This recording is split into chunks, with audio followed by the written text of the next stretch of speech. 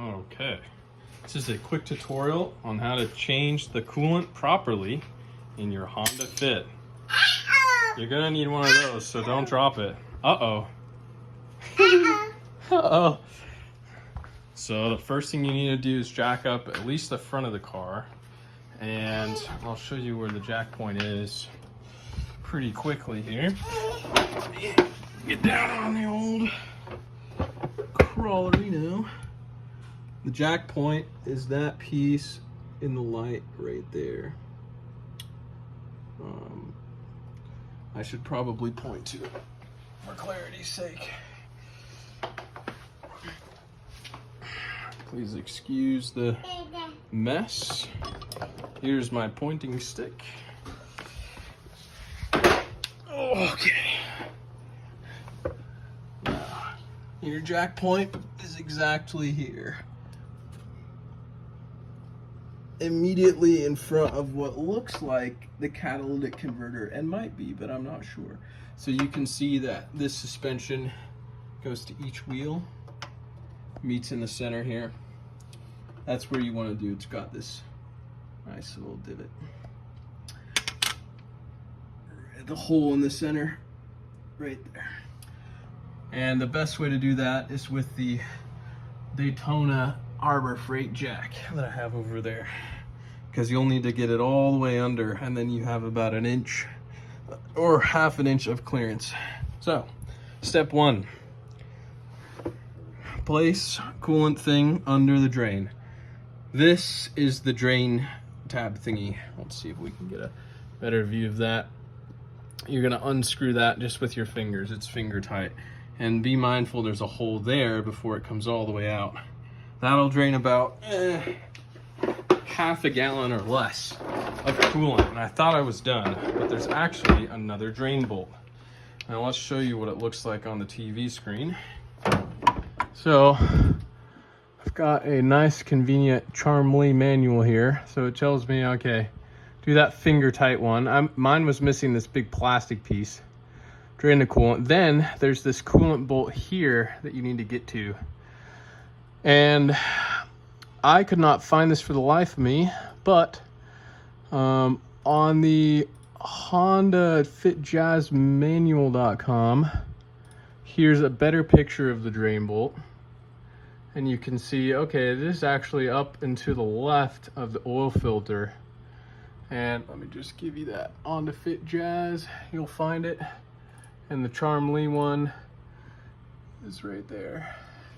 Now, what you'll need to get to that, here's my torque wrench, and what really helped was a combination that equaled, oh man, it's so dirty, just about, it looks like 5 inches to the end of the socket, 19 millimeter, and that'll get you onto the bolt, which I might be able to show. It's kind of difficult to see.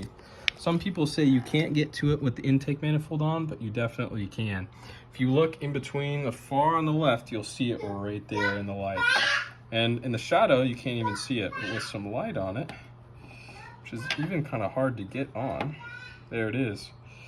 You can see that giant bolt, and you cannot get to it from the bottom that I could see. And it's just really hard. Can I see it from over here? Yeah, you can see that giant bolt, and it's the only 19 millimeter that you'll see on the front of the engine, so you'll know for sure if you can get something on that. Come on, give me the light. And what you'll need to do is get your socket in here. I unclipped this vacuum hose, and what I ended up using was a 2-foot breaker bar here. With my 19 millimeter, and maybe it was this extension. This one's too long. So as far as extensions go, 6 inches is too long, and this combination here, 4 inches, is just a little too short. So if you had a 5-inch extension or a 4-inch extension, really, 4 inches is probably the sweet spot, or 3 inches with a little 1-inch adapter, that'll get you in there. And there's not much room to break that free, and it's torqued to, what does it say?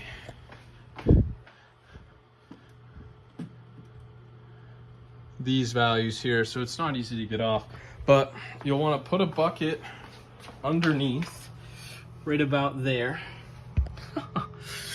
You'll figure it out. Break that open, and most of the coolant, maybe about half a gallon, will drain out. So the total coolant that I got to drain out of this thing into a 5-gallon bucket looks like about a gallon, which is excellent. And then what it'll tell you to do is open the reservoir, fill that to the max line. Make sure you don't overfill that.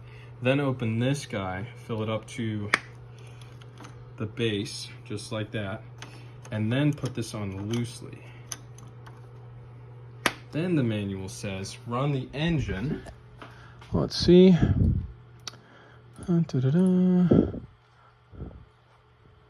Start the engine, let it run till it warms up. The radiator comes on at least twice. Turn off the engine, check the level. And obviously don't remove the cap when it's warm. So you'll have to wait. Anyways, that's a quick tutorial. Let's see if I can do it even faster.